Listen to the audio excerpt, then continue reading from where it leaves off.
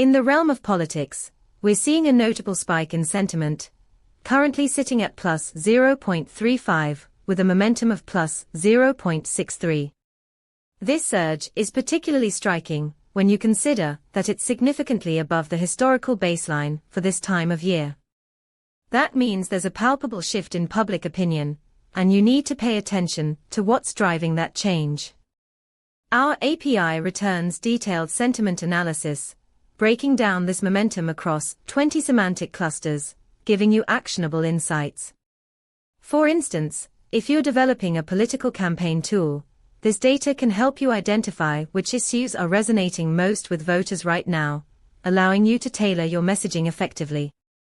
Ready to dig deeper? Check out our documentation at pulsebit.lojenterprise.com/docs.